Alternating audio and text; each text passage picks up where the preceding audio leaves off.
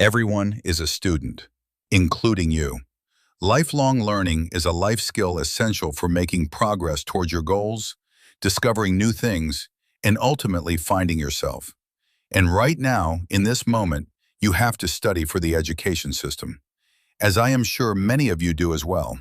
I am Indian, and India is notorious for the 16-hour study days, coaching classes before school, tuition after school, homework after tuition, parents comparing marks at every family gathering, literally learning how to sacrifice a childhood just so you can crack an entrance exam that decides your entire future before you are old enough to decide what you want for dinner.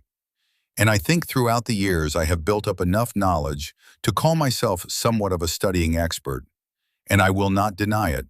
At school, I am that guy.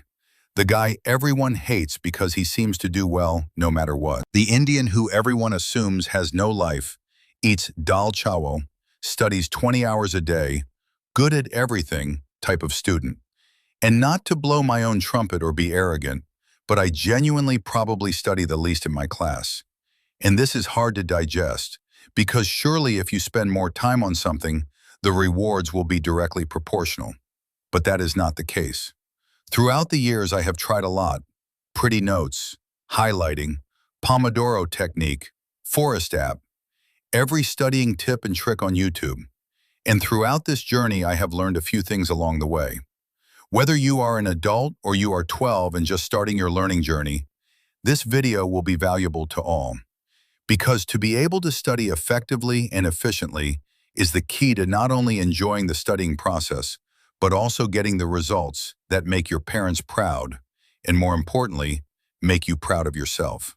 So this is how to study, made for students, made by a student. Section 1. Kill the hours myth. Firstly, you have to let go of a thought that has been drilled into your mind since childhood. Time studied equals knowledge gained. You have seen it everywhere, especially in India. How many hours does your child study? I studied for 12 hours for this test. Beta, Sharmaji ka ladka studies 14 hours daily. It is like a propaganda machine. And it is not just annoying, it is dangerous. Because not only does this cause severe burnout and depression, it is also shown to be extremely ineffective. It is like the gym. Doing 3 sets to failure is better than doing 12 sets of half effort. It is like using LED lights instead of filament bulbs because they are more efficient. Sometimes less is more.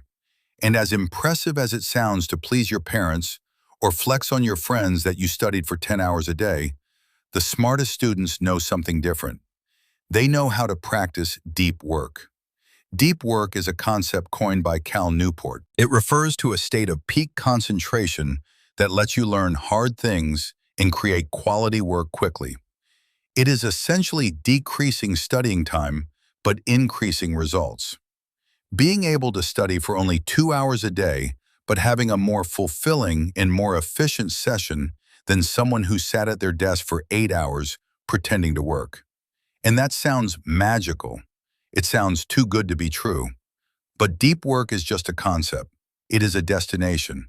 And there are very specific stepping stones you need to cross in order to actually get there. Here is the first one. Section 2. The 80-20 rule. There is a principle called the Pareto principle, the 80-20 rule, and it is the foundation of everything that follows. We have already established that you are going to drastically cut down the amount of time you spend studying. Let us call it 2 hours a day. So if you only had 2 hours, what would you do? Here is what you would not do. You would not make pretty notes and highlight them in 4 different colors. You would not spend 45 minutes drawing a title page with gel pens. You would not rewrite the entire chapter word by word into a separate notebook just so you have a physical stack of pages that makes you feel like you studied hard. That is the 80%. The work that feels productive but gives you almost nothing in return. Instead, you would focus on the 20% that gives you 80% of the results. And that 20% is practical questions, past papers, topic questions, the actual problems that are going to appear on the test. Here is why this works and why notes do not. When you rewrite notes, you are writing everything. You are covering material you already know alongside material you do not. You are not targeting weaknesses. You are painting the entire wall instead of fixing the crack. And you are not preparing for the exam itself. You learn the content, maybe, but exam technique is half the equation. Knowing the answer and knowing how to write the answer the way the examiner wants it are two completely different skills. Notes teach you the first. Past papers teach you both. And here is the part that nobody admits. The reason students prefer making notes is because notes give you tangible, physical evidence of work. You write 5 pages and you tell yourself, I studied really hard. Look at these 5 pages. But those 5 pages do not equal knowledge. They equal handwriting. Past papers and topic questions do not give you that same physical satisfaction. You do not walk away with a stack of colorful pages. You walk away with gaps identified and filled. And that is worth more than every highlighted notebook you have ever made. The real method is simple. You take a topic. You do every available past paper question on that topic. You check your answers against the mark scheme. You identify exactly where your gaps are. You fill those gaps with targeted revision. And then you do more questions until the answers come as naturally as multiplication tables. What is 8 times 7? 56. What is the powerhouse of the cell? Mitochondria. What is the structure of a bacterial cell? You know it without thinking. That is the level you are aiming for. And if you are in higher education where memorizing like multiplication tables is not realistic, the principle still holds. Doing specific questions instead of rewriting notes is a principle that works at every level.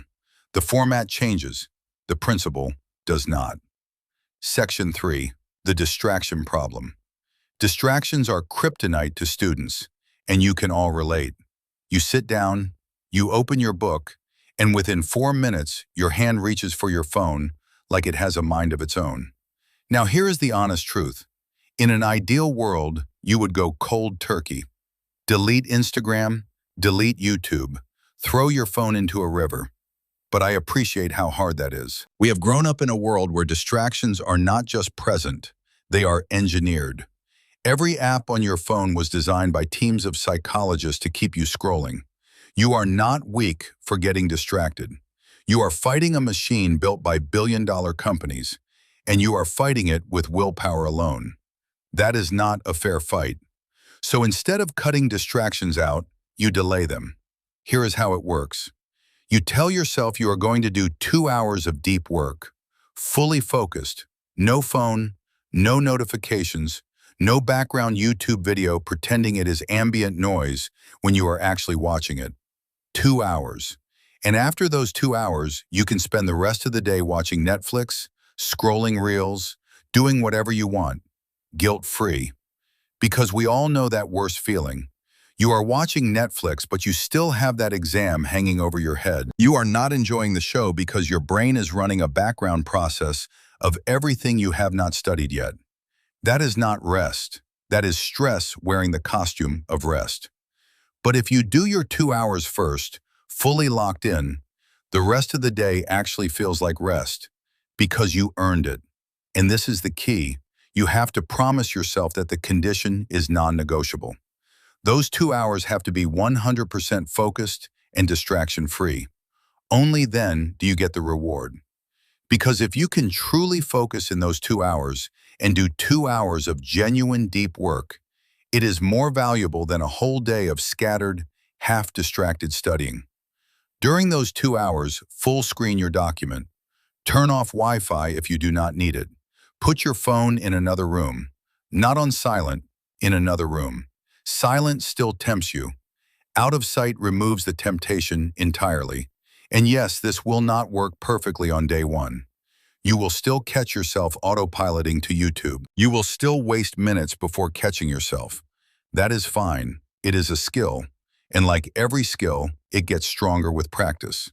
The goal is not perfection on day one. The goal is progress over weeks. Section 4. Be a guided missile.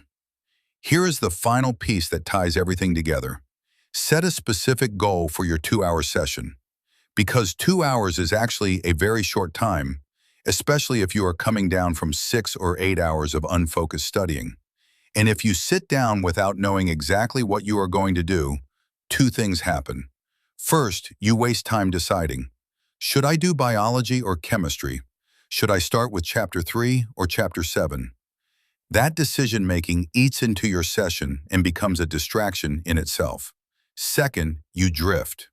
You start flicking through the textbook aimlessly, page by page, with no direction, and before you know it, an hour has passed and you have achieved nothing specific. So before you start, open a notepad. Write down exactly what you are going to finish in those 2 hours. Not vague goals. Not, I am going to study biology. That is not a target. That is a direction. And directions do not get finished. Targets do. Write this instead. I am going to complete all topic questions on plant reproduction and make sure I have no gaps in my knowledge by the end of this session. That is specific. That is measurable. That is a guided missile aimed at one target, and you are going to decimate it. Goal setting in itself makes you more likely to achieve the goal. This is not motivational fluff. This is psychology. When your brain has a clear endpoint, it organizes itself around reaching it. When your brain has no endpoint, it wanders. And wandering is just another word for wasting time while feeling busy. The mistake most students make is this. They say, I am going to study, and then sit down with no plan, no target, no direction. They flick through pages. They reread things they already know. They feel busy. They feel tired. And at the end of the day, they have nothing specific to show for it. But they tell everyone they studied for 8 hours. And everyone is impressed. And nobody asks what they actually learned. The truth about studying. Studying has been made to seem like this heroic 10 hours a day, suffer and grind, no sleep badge of honor. It is not, I promise you. If you learn how to use deep work, it will change your life. Not just academically, it will leave you with time for other things. Time for friends, time for hobbies, time for the parts of being young that you are supposed to enjoy, but currently cannot because you are drowning in an 8-hour study schedule that produces 2 hours of actual learning. The method is 3 things. Focus on practical questions instead of pretty notes. Delay your distractions instead of fighting them. And set specific targets instead of vague intentions. That is the secret. Not 12 hours, not suffering, not sacrifice. 2 focused hours that actually count will always be 10 scattered hours that just look impressive. The students who understood this did not study more. They studied less. And they scored higher. Not because they were smarter. Because they stopped confusing movement with progress. Your parents will not understand this at first. Your friends will not believe it. But your results will prove it. And results do not need explanation. Study less, study right, and let the grades speak for themselves.